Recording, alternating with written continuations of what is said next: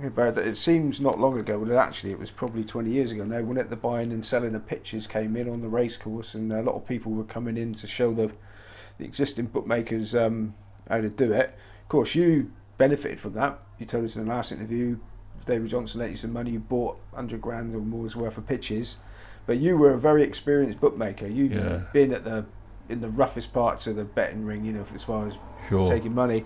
I mean, a lot of these guys were just like lambs to the slaughter, weren't they? I mean, what were the biggest mistakes you saw by the bookmakers that bought in and started to try and take on the punters? I loved it when they turned up with their shiny new equipment and putting on the board on all their posh voices, because they come out of Sydney, didn't they? Some of them were city traders, have been in the trading business, and suddenly they was a bigger price for one of the horses.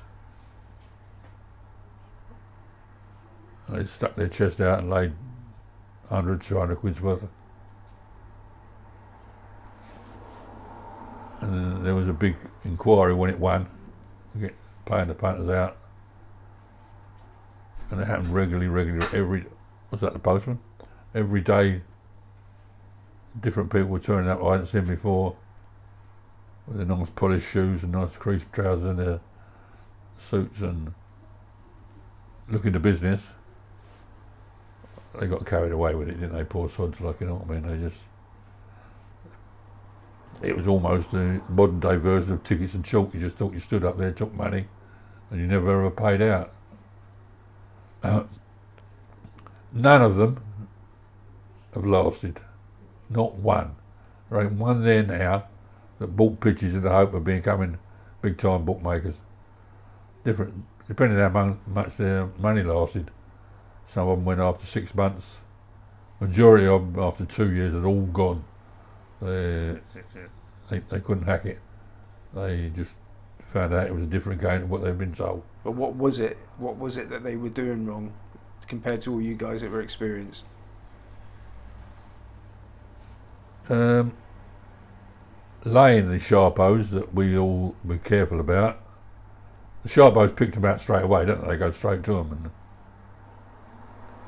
they were laying over the odds horses that shouldn't be laid over the odds, and that don't work eventually, like, you know. So they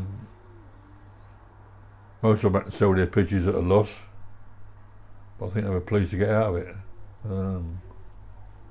As I'm thinking now, I can't think of one that survived that period, and they just come and went and talked a good game, and sometimes they come and ask me what I'm doing. I said, best advice I could give you is, don't put a price on your board until all the horses are at the start. Oh, you won't have to take any money. I said, the money you don't take is going to be good money, don't worry about that. But they didn't listen to it, couldn't resist it when they see. When I first got into the game, you know, it wasn't a rule, but generally most of the boards didn't go up till the rails went up, and that was, the rails rule was, don't go up until the last horse had gone past them on the way to the post. So then they had to bet on it for 2 or 3 minutes, didn't they? Nowadays they bet on it for 30 minutes, don't they? As soon as the race is over, they think that's good to get prices up for the next race. But that's because they're the same thing. 3 and 4 pitches in the ring are like the same.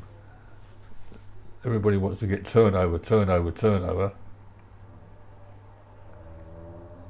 Whether it works or not, I'm not absolutely sure, Simon, but margins are much better than turnover, because if you're going to lay all them horses, how much do you lay over the odds early? That's what I was always querying. Right, Barry, 60 years experience as a bookmaker. You must have seen quite a few come and go. What are the greatest strengths you've seen in a bookmaker, and who's displayed them? To show greatest strength, it means they've got to survive years, doesn't it? And has anybody survived years showing great strength?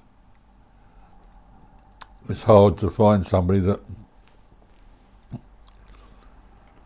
has built themselves up to be prominent bookmakers in the south where I go. Anyway, there's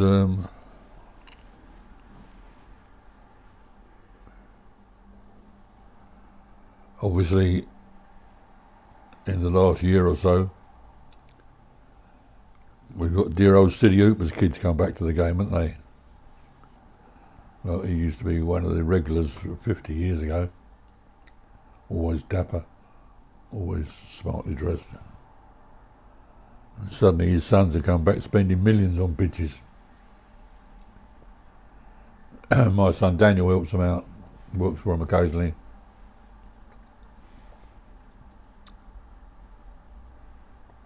They don't make books, they just lay bets. And if you've got the tank to do it, it's a good idea. They don't have any, got to get the favourite or whatever, any of that nonsense. So they're the ones in recent years I've found of, well, it would be the way to success. Take any bet at the right price and just stand it. Stand one for 30, 40 grand and only hold 5 grand on the race. You will win long term. It's just that you've got to be able to sustain the bad run, like if it suddenly becomes the bogies win for 2 or 3 weeks, you're doing chunks. But Simon, there's nobody now that believes in the game, if that's a word, like that. All them rail chappies that come out at Royal Ascots and whatever, you only see them 10 times a year. Once upon a time they came out every day regardless, didn't they? Not now, they don't, because they know it's not worth it. I'm not a doom monger, I don't want to say that, but majority of meetings on course, it must be difficult for bookmakers to get enough turnover to make it pay. Laying one-off bets is no good, and that's generally what happens. So I can't think of anybody, any bookmaker that's improved or got bigger or become bolder over the last 10 years. Like Ben. Patrick works for Ben sometimes. Not Patrick, my son Daniel. They take lumpy bets.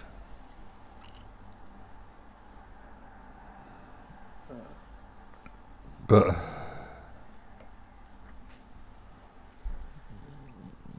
Ben himself only wants to turn up, doesn't he, on big days.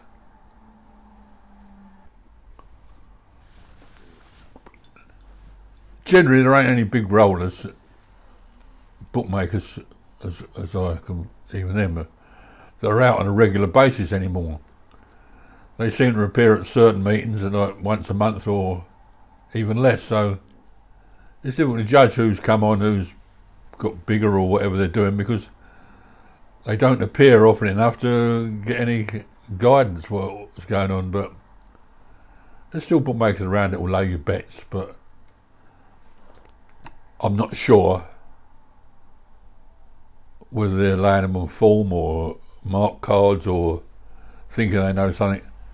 It's all so totally different, Simon, isn't it, from 30, 40 years ago. So I haven't noticed any bookmakers that have suddenly come to the fore in the last 10 years. Okay, now you've been a successful bookmaker, but the punters still think they can beat the bookies. That's why the whole reason that they bet. We want you to tell them what is their most obvious weakness in a bookmaker's armour. Where have they got you by the short and curlies if they know where to look? Well,